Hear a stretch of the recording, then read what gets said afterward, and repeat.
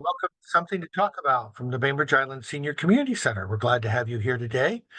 We're going to be talking gardening. We have had a very active morning outside the Senior Community Center with some great volunteers tidying our uh, wonderful gardens, which we are particularly thankful to Ann Lovejoy and Rita Riley for their longtime stewardship. But we have a few more people who are helping out every day. And if you'd like to do that, we'll talk more about that in a minute because we have regular check-ins, at least this time of the year when it's pleasant to do so. Something to Talk About is sponsored by Fieldstone Communities of Bainbridge Island, which offers assisted and independent living and memory care. They have day stay and respite programs, and you can visit their lovely campus up on Rolling Bay, right around a broad corner from Bay Hay and Feed, and have lunch for free on them. Call Celia or Jamie at 206-594-1010. Also, let's acknowledge that we are meeting on the ancestral homeland of the Puget Sound Coast Salish people, specifically the people of the Suquamish tribe who have been taking care of these lands and plying these waters since time immemorial. We are grateful for their stewardship and we are learning from them to be good stewards ourselves, which kind of fits with the topic of the day, which is gardening. So, Anne and company, thank you for joining us. Just unmute yourself there and we'll get this party started. And here we go. Thank you, everybody. Yeah, one of the things when Rita and I put that garden in a couple of years ago for Earth Day, it was designed, the front garden, when you drive by the senior center, you might notice that there's a lot of floral effects in the front. And when we started that, we were trying to make a garden that was drought resistant, wind resistant, salt resistant, and didn't need much care. And I didn't even think about the fact that it also needed to be rabbit resistant. But now, every time I water and these rabbits go shooting out of there like, wow. It's also rabbit resistant and deer resistant. Well, beat that with a stick because that's a pretty great recipe for how to make a garden that doesn't need you as much as you need it, right? And so that's one of the things I kind of wanted to talk about. It's pollinator week. Jay Inslee's beautiful wife, Trudy, has asked for pollinators to be recognized formally. And so this is Washington State Pollinator Week. How cool is that, right? And the other name for our garden was the Airbnb for birds and butterflies. Birds, bees, and butterflies. Yep. Right. So the Airbnb for birds, bees, and butterflies, it's also visited all the time by gajillions of pollinators, which is really heartening. Because in the earlier spring, we didn't really see very many bees, and now there's a lot, which is great. Right. But one of the things, if you do come by, take a look, just take a stroll down there and walk by and you'll see, I think there's 5 kinds of lavender. There's about 6 or 8 kinds of oregano. Some thyme. Sage. Some sage, some rosemary. And then there's some native ceanothus, the California lilac. There's a creeping form of that. We've got a couple of those. Some native cream cups, which have the little creamy white flowers and they're blooming right now. Wild strawberry. Wild strawberries, native strawberries, all through there. I'm trying to think what else. Oh, calendulas. How could I forget? Oh, yes. Right. And so the calendulas, which is my signature flower, I think. Yes. And they are also very pollinator popular. So that's been kind of fun, right? And Anita, you've been gathering those petals, right? I did for the cream that you gave me the recipe. And yeah, and today you taught me that I can, the spent flowers are really the most intense and usable. So I can feel good about picking them, and using them. I'm deadheading while I'm making something practical. Right? Yeah. So with calendulas, when they're fresh and beautiful, we leave them for the pollinators. But as they start to dry out, they kind of close up. And you can't make the salve out of them until they're dry anyway. So I usually pull those dried petals off and let them dry a little further. And when you have about a quart of them, I put them in a crock pot with about a quart of organic coconut oil. And then on very low for just a couple hours and then strain it out through muslin. And then you can put the the leaves in the compost or whatever, but it makes this wonderful salve that's really good for your face and really good for your skin if you have any skin irritation or whatever. So then when it cools, it's actually thickened kind of Yeah. Yeah, Back to being like, salve-like, yeah. like the. it's a solid. The Yeah, coconut yeah, yeah. oil. Yeah, but in the warm summertime, it's often pretty soft. Is it okay to squeeze the, Sure. when you, because I didn't know if that was okay. So I just thought, well, I'll add more petals and use that and add a little more of everything. Sure, yeah, no, of course, yeah, you can squeeze it out. It's just you don't want to burn your hands, so you want to wait till it's cool enough. Yeah. No, some people do coat their hands in paraffin wax for arthritis. Yeah. Yes. Oh, And yes. so I imagine that coating them in coconut oil with, yes, Yeah. it's probably an elegant thing to do to make your hands more beautiful. Yeah. Okay. Remember that, you heard that You here. do that for manicures too. Do your hands in paraffin wax, so. Right. Yeah. Right, Okay. like the old advertisement, Madge, you're soaking in it. Right, Yeah. exactly. But I remember, on this time around, I will be cautious not to heat it too hot or for too long. Right, because otherwise it gets sludgy and that's, you want it not fresh, obviously, but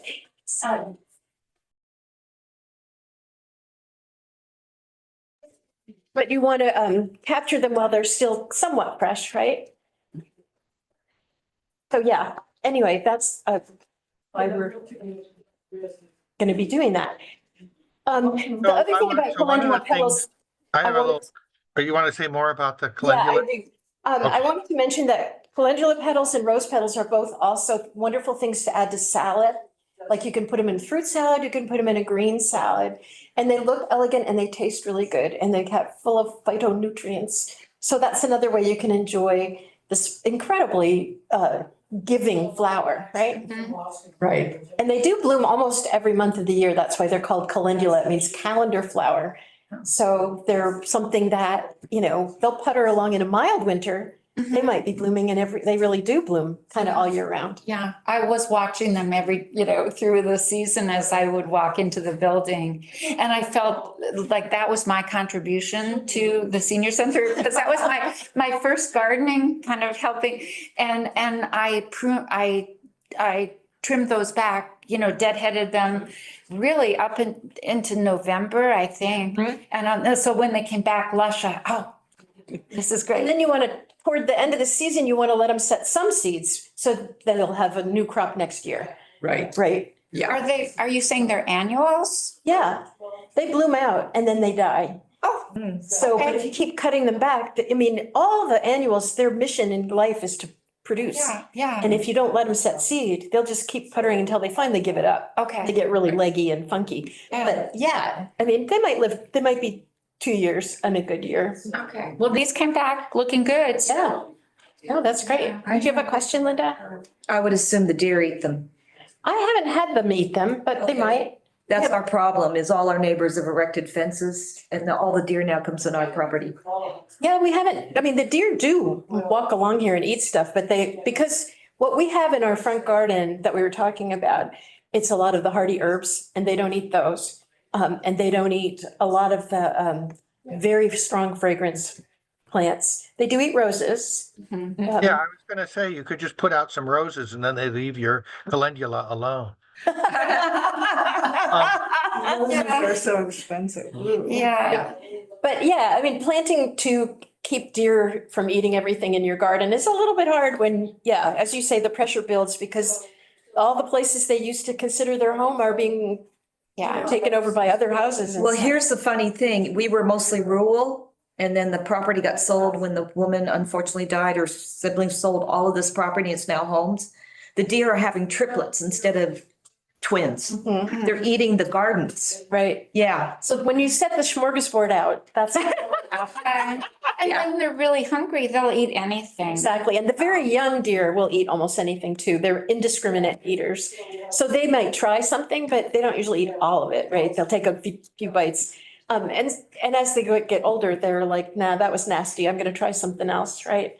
But generally speaking, they don't eat spirea, which we have a lot of spirea Right. shrubs out there. They don't usually eat barberries. And we have the Those. crimson yes. pygmy barberries out there, the little dark Yes. red burgundy colored shrubs.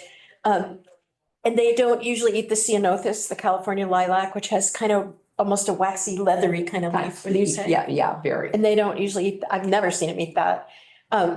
So we're trying to choose things that are gonna be non-preferred.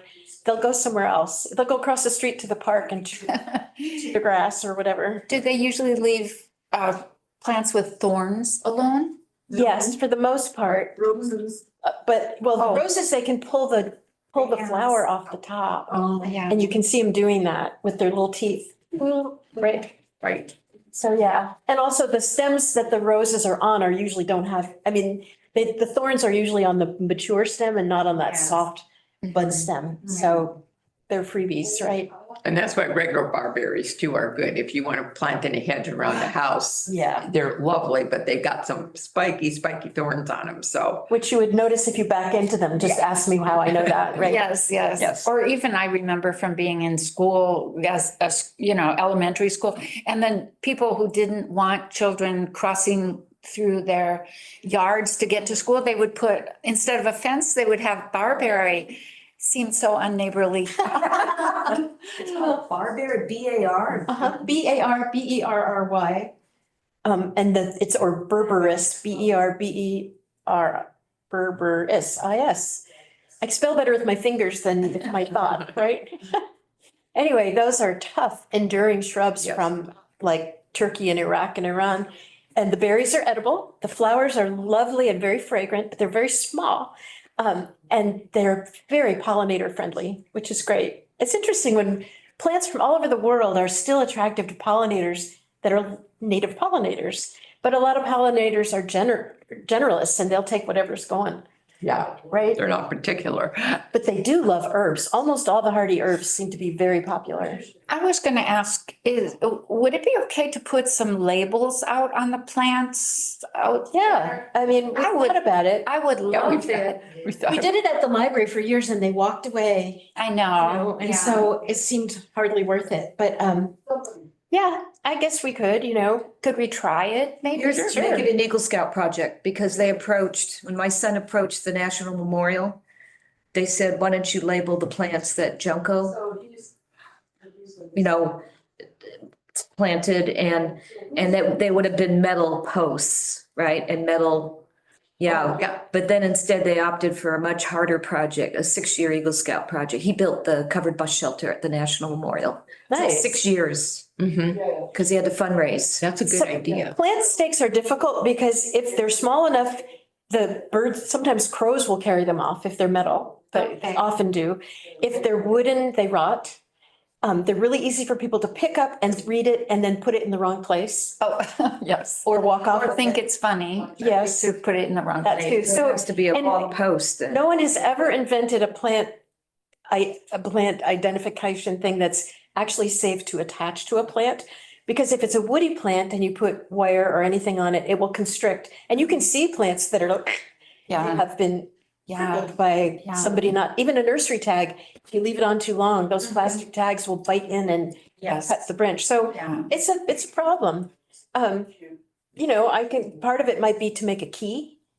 Like we could, a piece of paper that we Oh, could print if somebody really cares. We could do that as a With project. pictures, yeah, with pictures and then the labels, because you just take pictures outside and then label the pictures and then you can pass it around make it part of your welcome packet. there Linda, you do go. you mind scooting in so I can see you? I see Ann left a spot Why there. do you want to see me? yeah, or there's an extra chair over here. If you sat over there, it'd be easier to see you. Oh, well, I don't know why he wants to see me. Well, that's the voice from beyond. That's Right. the voice from beyond. So, yeah, so that calendula are an example of a plant that is going to be friendly to pollinators most all year long. Linda And Lemon. when you were picking the herbs to go in there, were you thinking about having plants that would be attractive or available to pollinators at different times of the seasons? Yeah, exactly. And one of the cool things about a lot of the hardy herbs is that, there are rosemaries that will bloom all through the winter, as well as rosemaries that bloom in the summer, for instance. The oreganos are usually more of a spring, summer bloomer, but then they go to seed, and then the little birds especially love those seeds. So, and I think that oregano stems are attractive with their dried seeds on the ends. And so I leave those for the birds and until they're all gone. So it's not just for the pollinators, but it's also that next generation. Though I have to say, it's kind of fun to notice that there is oregano now growing all the way down in the cracks of the sidewalk for about a quarter mile past us. The wind blows, so long, the birds pick some up and drop some along the way. So we're increasing the diversity of what grows in the cracks of the sidewalk. It's an important project. That's good. You can't stop the growth on the side cracks. We've tried. Might as well be something wonderful, right? Yes, yes. But yeah, looking at things that bloom in different seasons, a lot of native plants, and here in the Pacific Northwest are spring bloomers. So one of the things we're trying to do is bring in stuff that blooms in longer stages. I mean, obviously there are things that bloom in summer and we've added some of those too, front and back. But a lot of, like I said earlier, a lot of pollinators are generalists. And so they don't care where it came from. They're just happy to have a nice meal, right? Yeah.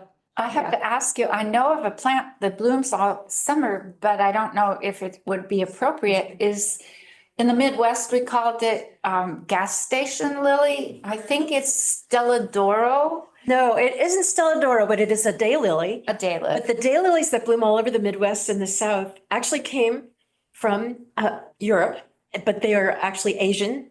So, and so they were brought over with early settlers because there are such prolific flowers and they were easy peasy and you could store the roots, right? And they were used for certain kinds of medicinal value and because they're edible too, the flowers are edible. Yes. But they're so prolific that they started spreading like crazy and they would people would dig them up and throw them in a ditch and then they'd be ditch lilies. They actually were called ditch lilies in a lot of places. And they survived in the old homesteads, right? And then people would dig up a little piece and take it and so forth. But because they are such good bloomers and they can be completely ignored and given zero, I mean, talk about benign neglect, right? There's a plant that will thrive without any help from you. I remember when I was first growing daylilies, I had dug some up and was moving stuff around and I forgot them. They sat on the ground over the winter. They froze solid, right? In the spring, I was like, oh no, they were fine. They were perfectly happy. And I planted them and they flourished. There are about 3,000 varieties of daylilies now. And so that are better quality and more attractive than those old yellers we used to call them, right? The worst aggressors are the tawny orange ones, though. They are so prolific that they'll crowd out a bed and then they stop blooming. So all you have is the strappy foliage and it pops up here and it pops up there. They send out roots. So it's actually an invasive.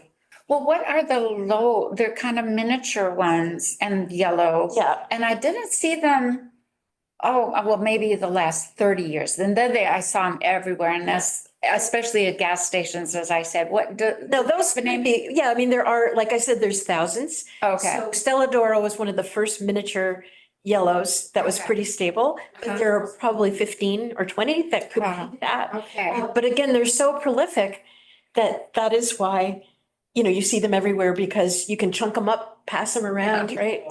Is it safe to eat any of the daylilies? The flowers, Yeah, that's what I meant. Yeah, but- Because I remember walking to school and picking the butt, it looked like a cigar sort of. Right. And sometimes then picking them and cutting them like in nickel slices and putting them in salad. you want it, these days I usually take the stamens out. You don't want the pollen. Some people are allergic to pollen or have pollen sensitivity. Yeah. So once it opens and the pollen ripens, like in the bud, it's fine.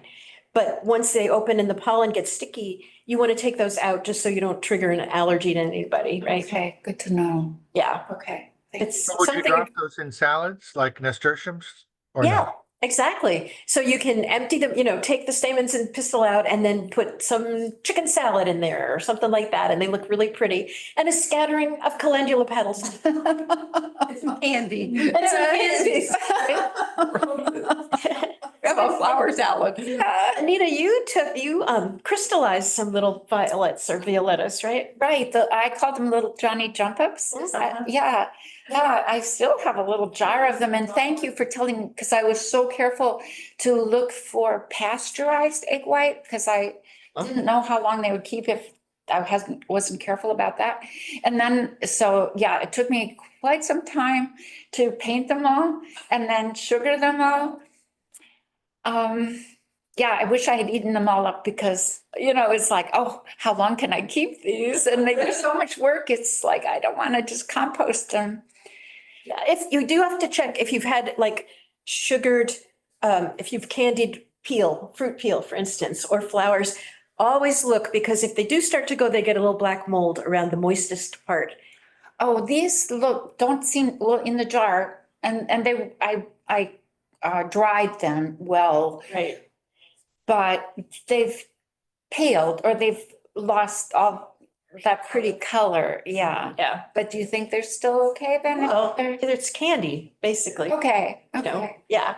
As long as they're Sugarless. Right? As long as they're not moldy, they're good. Okay, okay. Salted in sugar, because in the old days, they didn't have refrigeration. Yeah. That was You the look first at every thing. culture, they've got Yep, fermented something or other, exactly. Yeah. candied something or other. Uh-huh. And we've lost that because we just don't do that anymore. Well, that's how vinegars, there's vinegars were a way to preserve fruit too. And people drank Oh. shrubs, which was like Oh. fruited vinegar with spring water, right? That was a refreshing thing. You didn't have lemons, you didn't have sugar, but it is kind of, if you water it down, vinegar is Mhm. very, like a peach vinegar or a plum vinegar. And this is the season when you can start doing fruit vinegars too. And our family favorite is nectarine vanilla bean. So you slit a vanilla bean and put it in the big container and do your, nectarines chopped up and stuff and let that steep in the refrigerator overnight. And then you strain the whole thing out through 3 layers of cheesecloth. So you want it as clear as possible because if there's particulate matter, that's what can get funky. Okay. Oh. Yeah, so you want to strain it pretty, and it's different from the mother of vinegar that can form in the bottle over time. Mhm. But you want it to be as clear as you can get it, so you don't squeeze those bags. But you can take that fruit and put it in a compote or, like a brown Betty kind of thing.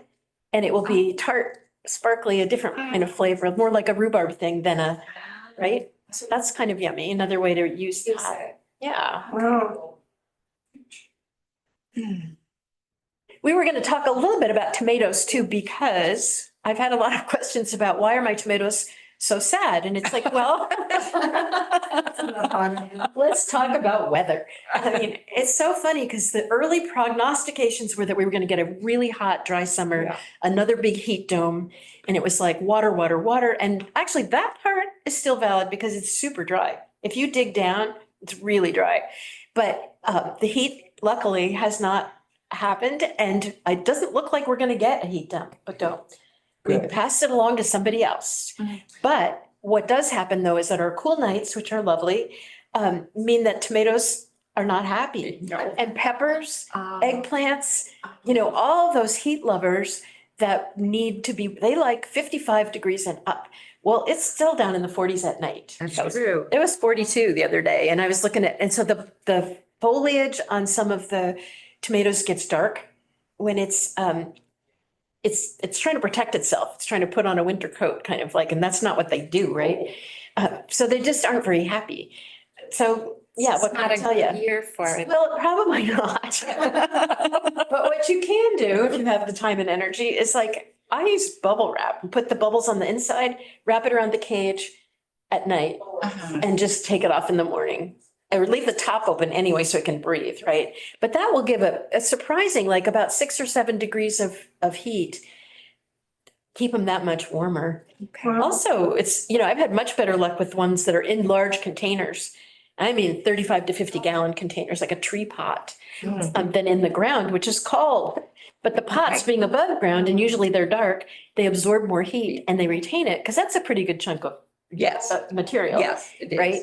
And you want at least a 35-gallon pot because the roots, like the growth tips are what really feed the plant, Mhm. right? The roots that have matured are just, they're like, they're not really doing much for the plant, but all those growth tips are what's taking in nutrients, right? Okay. And so if they stop at a 2-gallon pot, you're done. Yeah. I mean, they wind around like that, right? Trying to find something, but that's not really good. So you want a good size container with a good volume of soil. And then, of course, you have to keep it fairly moist, but not too moist. Because if it's too moist, you're gonna dilute the essential oils that give their flavor and savor to the plants like tomatoes and peppers. And a lot of times when they're bland, it's because they're overwatered. Oh, So the store tomatoes that are flavorless have been overwatered? Well, they have been pampered in some ways, right? Like they've been kept evenly moist and and they've fed with, most of them are right? Hydroponic? Yeah, but they don't have much savor because they're not really in soil for the most part. right. And the soil, if it is an artificial soil mix, which doesn't have a lot of nutrients and doesn't have a lot of minerals in it. So one of the cool tricks you can do with tomatoes, and I always tell people this and they always look at me like I'm crazy, go down to the dock with a Oh, yes. gallon jug, put a string on it, get past all the gunge that's right on the beach, right? Fill it with water and come back and put a quart of seawater on each plant when it starts to set fruit. And it will integrate into the whole plant and it's got minerals, it's got natural salts. And it will actually totally improve the flavor. Does that work for pepper plants then? Yeah. Okay. It's an interesting thing. And it was developed by Cornell University for the tomato growers and also Rutgers, I think, did some research on it because the New Jersey used to be the tomato capital of the country. Oh, And then they were losing their savor and it was like, what happened? Well, they were growing same stuff in the same fields year after year after year, using artificial fertilizers, no mulch, no protection. So the soils were depleted.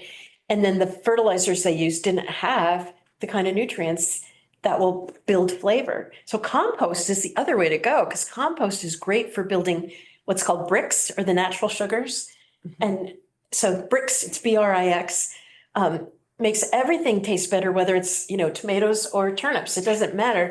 They'll have the natural sweetness that they would only have in a well-nourished soil. Is that something you buy at a nursery or? No, it's in compost. Oh, bricks is something that is. Bricks is a measurement of natural sugar. Ah. So it's not something you can buy, it's only something you can help create, right? Okay. And so there are actually, some of the geekiest, nerdiest gardeners I know have bricks meters. And before they start choosing, grape growers use them legitimately, which is why that's a thing. Yeah. But if you're really into your tomatoes, you're like, well, I don't know, let me see. And you do a little core sample and goes, oh yeah, we're getting there, we're getting good. But, bricks and carrots obviously is sweet, right? Yes. And turnips, you'd be surprised, because Oh. turnips can taste like old sweat socks, but they can taste really good if they have a nice balance of Little nutrients. Japanese ones. Oh, those little white top Japanese Oh. ones, they're so good. Oh, they're good every way. They really are. Can we talk a little bit about how to go about making good compost? Yeah, we can. The thing is, you have to really make good compost, you have to be dedicated, you have to have the space, and you have to have the energy, and you have to have the time. And I've lost a lot of you already, right? right. How about good enough compost? That's a good point. So good enough compost is a good way to look at it because almost any compost we make is going to be richer than the commercial soils that you buy in a bag. Some of them are better now, like the EB Stone, Mhm. and they've got nutrients added and they've actually boosted them with like some of the phytonutrients and some of the mycorrhizae and stuff like that. So those soils, that's why they're a little more expensive, but they're good. And I found the Carpenito Brothers Yes. soil, Yeah. their compost and their soils are both pretty darn good and they're locally made. So, right, Is that sold locally and commercially, or do you have to go to their? you can go to get them at Safeway. Oh, okay, so, Yeah. okay, gotcha.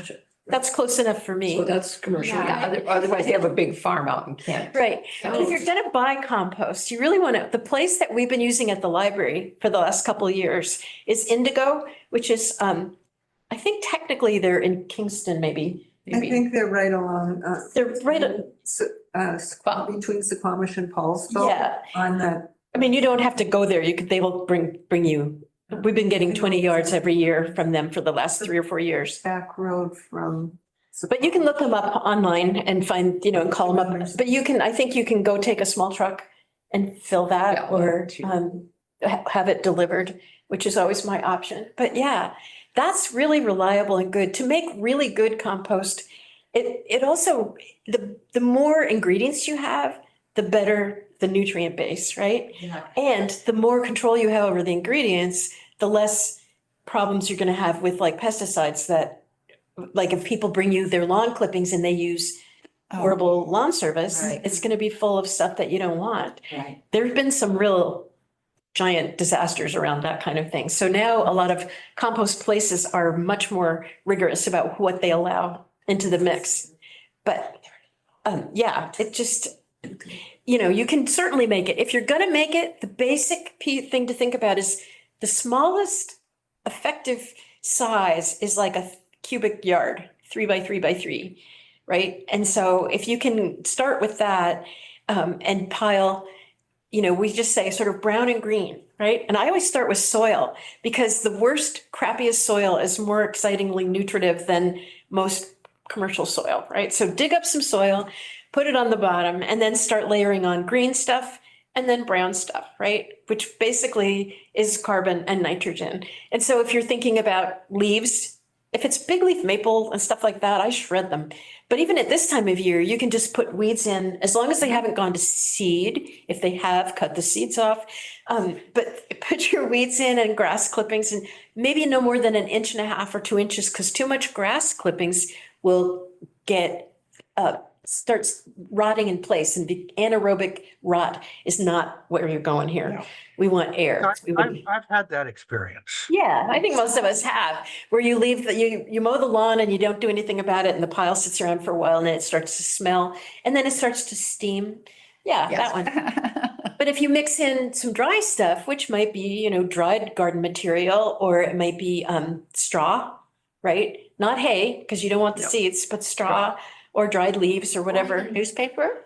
Shredded newspaper, as long as you don't use the colored supplements, which some of them are printed in soy and a lot of them are heavy metal. So you want to be sure. If they're glossy, don't look really good. Those are usually the most toxic ones, but the ones that are kind of flat looking and cheesy, those are okay. Those are printed with soy ink and they're not going to do anything terrible. And just shred it. My grandkids love to shred. True, they rip the newspaper apart and think it's awesome, right? So that's a good way to go. But yeah, it can be shredded paper, as long, like I said, as there's nothing gross about it. But you want roughly equal amounts and you just And what layer it. about how much food refuse, leftover Food stuff waste. off your sink?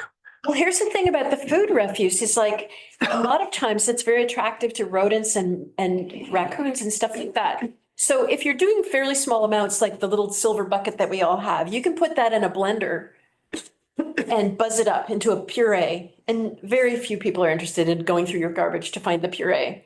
You can also bury that in trenches in the garden, like between patches. Like I don't do rows, but I do patches. And if you bury that slurry over the course of a few months or a season, it will break down and be really enriching. So that's a great way to kind of do that soil. But rather than if you're putting stuff in and it's corn cobs and the outer leaves of corn and stuff like that, that's fine. But if you're putting stuff that's actually kind of still good, it's an attractive nuisance, right? So you want to chop them up or grind them up or whatever. But yeah, I have, that's the biggest thing I use my Cuisinart for. Yeah, I was just sitting here thinking, I wonder if you have to have a designated. That was just- I just ate it. It's Right? food. Yeah, it's just food. Yeah, It's Yeah, just okay. food, okay. right? I mean, if something's really gnarly, I'd probably put it in my green waste.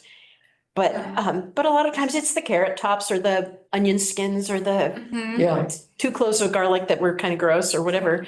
I throw all that stuff in and grind it up. Or, the big heavy broccoli stems that are too big to saute, I put those in.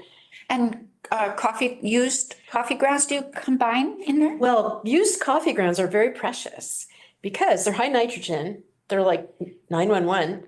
And they actually will help plants resist early blight and late blight. So it's the perfect thing to mulch your tomato plants with, right? Mhm. Now take out the filters because that's gross. Take them off. Martha would be shocked. Well, or you have your grandkids tear them up. Yeah, well, Oh. tear them up and they can go in the compost, but you can mulch right on the top of your plants. And, an inch more, and it's sort of like the grass. If you put 2 or 3 inches, it will mold and get gross. But if you just put a half inch to an inch, you'll be fine. Every day's breakfast coffee. Yeah, absolutely. The other cool thing about coffee is if you have leftover coffee, you can spray it on things like lettuce that gets little slugs that crawl inside Oh, and it kills it gives caffeine, dries out the little baby slugs. of course it does. Of course it does. Think about Too it, much. right? And then they dry up and then you can make little earrings. You can put them and turn them into little jewelry Wait a items. minute, That's kind of those- gross. That's kind of gross. Christmas. Can they go into your compost? Yeah, totally. The They can go in slugs? your- Yeah, they Okay. won't stay there, but you can try. Well, no, the dead slugs. I Oh, mean, yeah. after we coffee them out, Yeah. they caffeine out. They crawl through and their sucker foot picks up all that caffeine and it dries them out. Bummer. For them. Yeah, interesting. Can I ask you about other things in my Yeah. garden? So my kale has been going, great guns. So it wants to go to seed, is that what you call it? And so I was Googling and it said pick, when you're harvesting, pick the lower leaves. So I've been doing that, but I thought I better not let it flower on the top. So I did nip that off. So here's the thing with kale or lettuce or anything like that, you can let one plant go to seed and it will self-sow and you'll have more kale next year. Little plants will appear. But if you let them all go to seed, they will bolt, it's called, and then the lower leaves will get bitter and it won't be good anymore. Okay. So yeah, when you're picking the lower leaves, you can also just take out that central core. Yeah, because it starts to get higher and higher and the leaves start getting closer and closer like that. Take that out and it will start again, the base, right? Oh, okay, Yeah, Little like branch, yeah, kind of, yeah. yeah. okay. And a lot of times kale will branch as it goes and then I let it, some of them do that because the little flower buds are so delicious. I haven't, I put them in the refrigerator. I suspected they might be tasty. Oh, I put them in salads or stir fries or use them as a garnish for something. Okay. That elegant touch that everyone looks to me for. Sounds like you should have a garden party here with all your leftovers and serve it to the seniors. But they're delicious. So you can let them go toward seed, but don't let them, before they flower, those buds are really, or even once they've flowered, the little flowers are edible and really yummy too and pretty Okay. in a seed, right? Right. Okay, Yeah. good, okay. If they do go to seed, the birds will love it. And so they'll be all over that, which is nice, right? Spread them out in the forest and wherever they go. Well, not really. I mean, a kale isn't gonna come up in the forest because it's, Well, somewhere like. Too dark? yeah, too dark, the wrong Yeah. kind of soil and all that. But like in the pea patch, there used to be lots and lots of free range kale just kind of wandering around. But somebody tidied it all up, which kind of That's wrong. I know. You don't have to do that at home. No. That's a good. So you don't want to, with onions, although they're gorgeous when they go to seed, you don't want to do the same thing with them, right?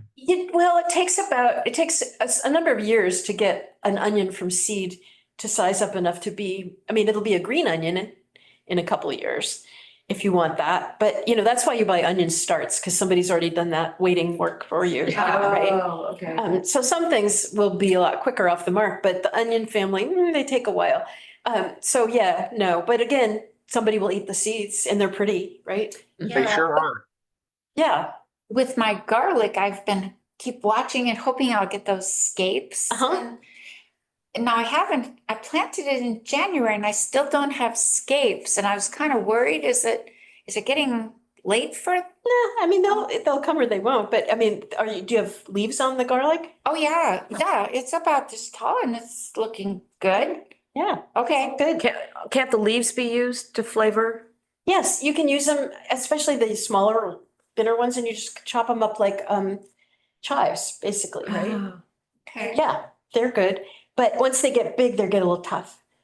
And if you do that, does the bulb keep growing then? I don't know. I don't plant because we're on Fort Ward side. The soil is hard pan. Yeah, it's really It's rough. bad. I mean, when the potters come and take the soil and make pots out of them. Right? Yeah. It's It's We clay. had trees fallen because developers have put a hole in and Yeah. put the tree in and then it rots, the roots rot from the water. Yeah, it's like digging a little bathtub to drown. it. Exactly. They drowned this. Yeah. Doesn't work. So you gotta go up or go to containers as much as possible. Mm. So yeah, like troughs, like we have out front. our strawberry troughs. Mhm. That's how you can do all kinds of things like garlic and onion. In fact, I think we have garlic and onions out Yes. there with With the roses, right? the roses and calendulas.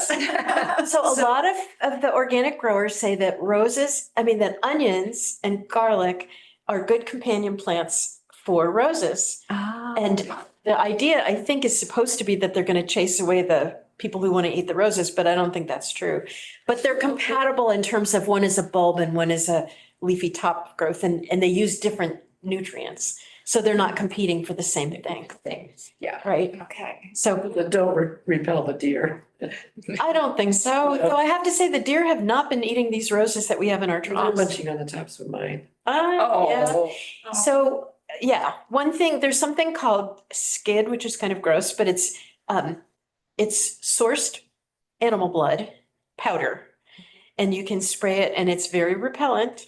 The other thing is if you have any male predators in your family, immediate family, you can have them pee around the edges of the plants and stuff, and that's very repellent for a lot In of. Maine, it never worked. The Pretty deer. much a lot of things. It's propellant for everybody. You know, and as it breaks down, it's just going to be ammonia and water and plant It's nutrients, nitrogen. right? I'm not gonna tell that to my 5-year-old grandson. It's not old enough. He'll do it anyway. It's not old enough to be effective. Oh, You have to, oh yeah, you have to be like a teenager or up to have the right hormone balance to be effective. wow, that's funny. That is Yeah, the natural. it's the natural. So could I take us back for a minute to, we were talking picking leaves and stuff. One of the things that you were going to talk about today, I think, was continuous cropping for summer salad. So Yeah. Hmm. So this is actually going to be a good year for summer salad continuous cropping. And some years when it gets really hot, it's hopeless because they don't like the heat, but they are cool season crop. They love these marine mornings and stuff. So if you plant, depending on how much salad you and your family use, but if you're just me, I plant maybe like a foot or so every 2 weeks. And then you can start clipping when they're little and leave patches and some of them will get bigger and so forth. And just keep going as long as it'll keep growing. And then the ones that you've thinned will get bigger and then you can harvest those again, using the bottom leaves first. When they start to bolt, cut the top or just let them go because now you've got more to work What with. about the radishes? Is it too late or are they over? This year, radishes are probably fine because again, the Yeah. soil reflects the night temperatures. So the soil is still pretty chill. Cool. Yeah, so you can probably, and there are summer radishes, like the watermelon radishes that are pink Oh, inside. so summer radishes. Yeah, there's summer radishes, and those are the ones that will be most happy at this time of year. Yeah.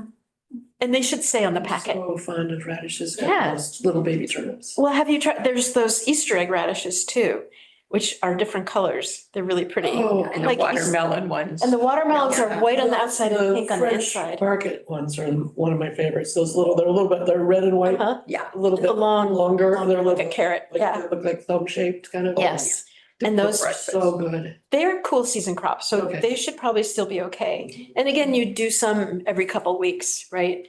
And then you wait, if it gets hot in August, September, Yeah. then you wait until it starts to cool off again, and then you Yeah. can usually get another Yeah, crop, Okay. depending on the winter. Do you cook them sometimes too, or I leave them raw? haven't cooked them, but usually I eat them in salads. Well, the little, what are they, kojika? The little Japanese turnips. I cook them and have them raw. Oh, I've just eaten them raw. They're so They're so good with like a good little with- lime juice on them and. Oh, they're good in salads. I mean, they're just really Fabulous. They're good. so good. Yeah, with like the white top turnips and then a nice tart apple. Toward this, when the apples start coming in, or you can do the turnips with like dark cherries and pit them and just do cherry halves and the turnips and a little lime juice. Wow. Crazy good. Wow, that sounds good. It is. And You for the just serve- spring. Oh, excuse me, you just serve like a slice of them and put the cherry on I it? chop up for me, I would cut up a turnip Oh, I Right? get, okay. and you don't even have to peel them. I just scrub them. Peels are so thin. Yeah. Just chop it all up and then I put in, I pit maybe 10 cherries, right? So you have half cherries with no pits because you break your teeth. And then just squeeze some lime and then I put some of the herb salt on, like maybe the rosemary garlic herb salt. Oh my goodness. And for me, that's like dinner, right? Yeah. So good. The turnip is the secret ingredient to Tyler Florence's homemade chicken soup. Oh, interesting. So when he does, you know, the typical carrot, celery, Yeah. you know, an onion, he chops up a turnip and Like puts a it big, in. what, big fat. The ones you get at the store. Like a winter turnip. Regular- Yeah, and he puts that in to make the soup base. Yeah. And that's got that hidden sweetness underlying Oh, it. wow. So, or if you I was just, thinking bitter, but no, you're right. It's- No, I mean, he's they're bringing all, up a picture. right? Oh, Yeah, That's a great idea. That And is. see, all the more color you have, the healthier it is for you. So- right. The more different colors too, Yes. right? Yeah. So that's why those rainbow radishes are a good one, right? Because every color has different phytonutrients in it. Yeah. So if you have like green cabbage, red cabbage, you know, or all the different broccolis that are now, there's purple broccoli and green broccoli and white broccoli, right? All that. Mix them up because that makes a much better blend, right? Or the rainbow carrots. yeah. Yeah, one of my friends talked about going to India with a seed hunter from Holland who has one of the biggest seed companies Oh, in the yeah. world. And they were bargaining with these families that had heirloom like black carrots. that they've been growing for generations, right? And bargaining to buy the seed and bring that into market. And now there's a bunch of black carrots, right? Because Keys went and introduced them and then he used to do these breeding cycles where he would have breeders in different parts of the world so that he'd have them breed in sequence Oh, to try to, you know, to try to develop the kind of line he wanted. But it speeded things up because he'd have them do it. Oh, yes, we have a different whole bunch climates of- coming. yes. You'd finish and you'd give me your seed and I'd do the seed and I'd give it to Ann and then she'd do it and give it to, and then all around the world wow. in cycle. And like he got stevia to be easier to grow Oh, wow. doing this over the course of about Oh, that's 7 so years. interesting, yeah. Because it used to be really hard to germinate. The germination rate was about 4%. And now it's about 83%. Wow. Wow. Because he did this cool, like, well, let's use the ones that do best. And This is evolutionary, like forced evolution kind of. well, it's called breeding, but yeah. Yeah, thing. I mean, it's Evolution is cool, longer. right? Breeding is short. Exactly, a lot longer. I mean, one of the reasons we have those black tomatoes is because hybridizers went to the Galapagos Islands where those tomatoes naturally have a lot of the anthocyanins in it, which is what gives it that blueberry, Sure. right? And they had it mostly in the foliage because it's a natural sunscreen. Yeah. Right? But also some of the fruit. So they brought home the seeds, grew the fruit out, and then it's all hand breeding. It's not GMO. Bred for tomatoes that have as much anthocyanin as blueberries. Wow. Isn't that cool? Is that right? Yeah. I was wondering about that. Why would I bother getting one of them when I love the beautiful red Oh, ones? some of them Yeah. are so good. My favorite is called Midnight Snack. Oh my God, that is the best. They're little, which is, I always love the little ones because around here, Yeah. you're like this, you're not gonna grow a big Right, girl. I'm right, sorry, it's right. not gonna happen. But the little ones, we have a good Yeah. fighting chance, right? So you get your Sun Gold or your Sweet Million or your Mhm. Midnight Snack, and you're gonna get some fun stuff. Wow. Okay. Yeah. It's really Well, good. Where are we going here? Did you have a Aren't question? you on a limited time? I didn't know, so. I think we have 10 A minutes. few more minutes, 10 more minutes, if you have a question. Yeah, I brought something because it's taken over. It was never there and it's taken over. The mystery Our ones. drain field. Yeah, look, here's the Oh. black ones, aren't they? Oh, Oh, beautiful. Beautiful. And the cool thing about them That's is, great. see how they're shiny? Yeah. Before they're ripe, they're matte. So Oh, no, that's how you when can they're tell. That's how ready. you can tell. Oh, wow. And then, yeah, and if you look at the bottom, they get a little red on the bottom when they're really done. Oh, I And then see. when you pull I'm off, gonna see that there's a little. yeah, and when you pull off the stem, there's a perfect star on top. Oh. They're so cute. Are they, Well, oh, I'm sorry, you go ahead. yeah, I don't know what these are, but I've been pulling them because they took over our drainage ditches, so I've been. Oh. Oh, Are these native to? Yeah, they're native to the world. So this is what we would Oh, call gosh, right? horsetail. Horsetail. Yeah, Okay. right? Scouring rush. Now, I saw in New York City a beautiful pottery bowl of scouring rush that was like $150. I was like, I am a rich woman, but it just turns out that not everybody wants these. They're beautiful, they're ancient, they're dinosaur food. Oh. They mean that you have, which you already know this, you have anaerobic clay soil very low oxygen, very low. That's why it's growing. Yeah, so don't ever pull them, just cut them. If you pull them, it triggers a flush of more growth on the root. I know, we all did that forever, and then there was like, oh, so cut. When they're like this, you can put them in the compost and they're full of minerals because those roots go like 15, 20 feet into the soil. Wow. Yeah, so it's not like you're gonna get rid of them in a hurry, but the cure is to just dump as much like compost and humus material as you can possibly afford or find. Like sheet mulch with leaves in the fall, bring in compost every year, put grass clippings, put every single thing you can find. Cardboard, if it's clean cardboard, some of the toxic thing about cardboard is usually the glue. Oh, So you want to watch that. Like the folded kind usually doesn't have glue. Okay, But those boxes that, yeah. you know, are glued shut, that can be a problem. You don't want to do that. And again, what's the printing? If it's just the dull Mhm. brown cardboard is probably fine. That's If it's glossy white, maybe not. But anyway, the way to, you know, heal the soil enough for these is to just add as much humus and oxygen as possible. So you never want to dig, you want to mound up everything so that you're building higher. And you can dig your paths down if you want to, which becomes a way to suck excess water out of the soil.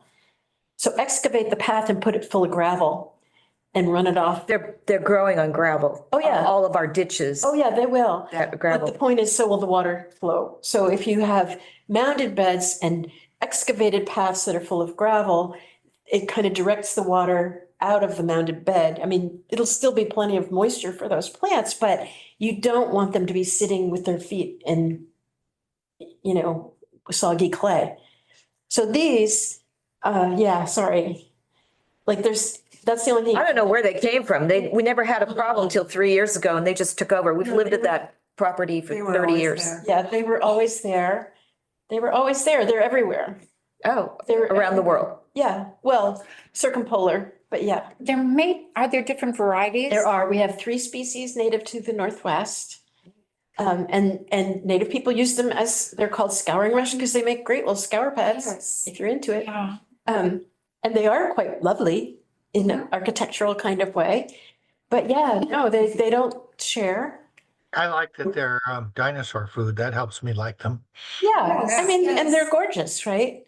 And Fortunately, not a lot of dinosaurs, so I know, if you're short on dinosaurs, probably not what you want. Yeah, but we do have some prehistoric creatures like alligators and stuff, but we don't have them in this state. Right. But I would Yeah. Short assume. on alligators and so crocodiles, fine with me.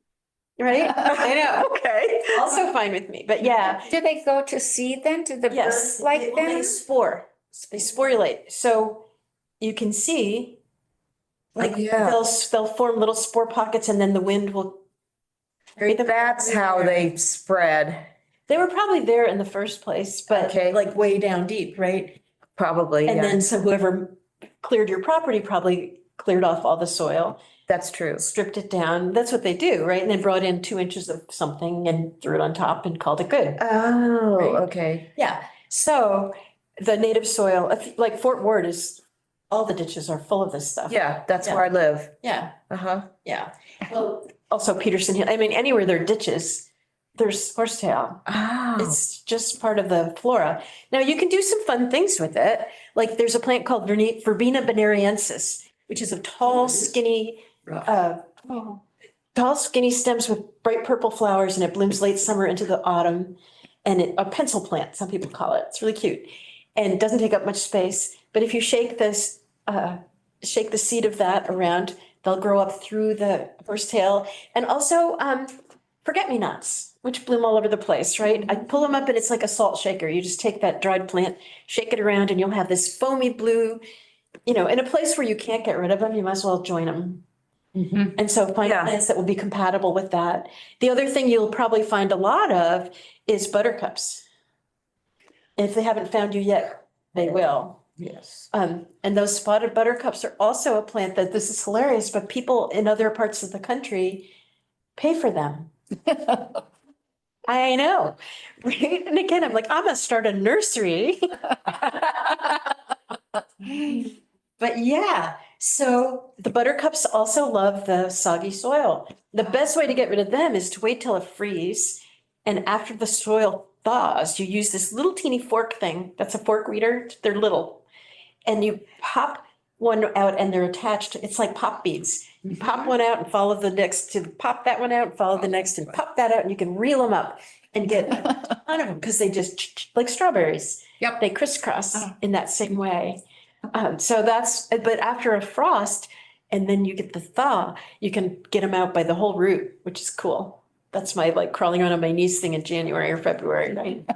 Right, yeah, we used to have them around our pond a lot and I've gotten rid of most of those. Well done, you. That was not easy, right? Gosh. So before we run out of time, can we talk a little bit about, you said that the ground is really dry, so we should be watering with sprinklers Oh, well, with, here's the thing. Sprinklers make the birds happy and they settle the dust. So that's nice. They're not the most effective way to water. Like the best way to water is to water the roots in the soil and not the foliage so much. Yeah. But I use often the little bubblers that you can attach to the end of the hose and just set them really low. So they're just doing this and let them soak an area. They'll soak an area this big for half an hour or something, move it around little at a time. Just set the timer. I set the timer on my phone so that I remember to go do that. yeah, But don't yeah, I don't go know, to right? sleep while they're still out there. Right? I've woken up at 2 a.m. going, oh my God, did I leave that water on? I might have. But that is a really good way to do like a big pot and make sure that you're getting all the way down. I put all my big pots in saucers and I put them in saucers before I fill them because they're really heavy. But that way you can water from the bottom as well as the top and you make sure, because otherwise we water the top and fine, but if you pull it out, you find the whole thing is dry as a bone. Because when you're watering, the water tends to shed right down the sides and it's not penetrating. So to make sure that it actually gets wet, you water the saucer and let it suck it up. And if it's gone, water it again until you have a little bit. You don't want a lot of standing water because you get mosquitoes, but a little bit is okay, like a film left at the end of the day. That's all right. Does that make sense? Yeah. And same with hanging baskets. When you gotta water them at the center, not at the edges, because it just sheets down and you'll see it just dripping right out. Yeah. And so I actually put a bubbler in the middle of my biggest hanging basket, which I cut the hanging off and just stuck it on top of another big pot. Yes, And then I put the bubbler in the middle of it. It's a hardy, big fuchsia, right? Big. And it takes a while. So that way I know that it's actually getting completely wet. I didn't think about hanging plants, but since my husband has put up clotheslines for me, that's a good idea because I have all the deer on my property anyway. They can't reach a hanging plant if it's tall enough, unless it's a tall deer. I don't know how tall the deers get here. Oh, they do. They do, They yeah. do? Yeah, They're on their You back gotta get- legs. Yeah. they'll do that. And the rabbits will do it on pots. They'll reach up and it's so cute. Well, we've got a cycle going on. I'm seeing rabbits all over all these different parking lots, the museum park. I'm going, was that the hell of a rabbit that just ran across? Yeah. The reason is because the coyotes got that parvovirus a few years ago. When Oh, the coyote population drops. crashes, then the rabbits boom. And then the coyotes move back in because hello, lunch, right? Right, So, and then we get this cycle, yeah. And then the raccoons periodically get the parvovirus too. And when they crash, you'll see like an abundance of birds because the raccoons aren't eating the bird eggs and stuff. Oh. It's the whole okay. thing, right? And Yeah. there aren't that many hawks around that. Right, very few. Yeah. So that's my story. Did I miss Thank you. anything, Reed? Was there something we were going to talk about? We didn't get. I think we got pretty much everything. And during the summer, I mean, let's see, we said we were going to talk about tomato care watering. We did touch on safe fertilizers with the idea of composting and the continuous cropping for summer salads. There you go. Now, we're getting together in person. You are at 10 o'clock during the next couple months? Yeah, so every time we do one of these podcasts on usually they're the third Wednesday or the fourth Wednesday of the month. Every time we're going to do that, we're going to meet 10 to 12 and actually go hands-on garden. And you can bring your questions, you can come and help. It doesn't matter what your skill level is. there's something you can do. And That's for some sure. people haven't figured out that they can sit in a nice comfortable chair and do the things they need to do. That was really brilliant. Never occurred to me. Jeez. You know, Rita and I are like whacking the crap out of That's it. another book to write. It's like, you are so Well, smart. it makes that whole worry about whether you're gonna get up or not. a less Exactly. You don't have to find a bucket nearby to get yourself Right. up. But anyway, so we're gonna do that. And then we've been having lunch at the Meals on Wheels together, which is really fun. That's good. And then come and do this. So it's a nice way to, Yeah. you know, hang out, right? Have some snacks and coffee in between. Yeah. Some laughs. Some wherever you are, there's that. Well, thank you very Thank much you. for another very informative and fun get together, and we'll do it again in a month. Well, you will. See you soon. Thank you.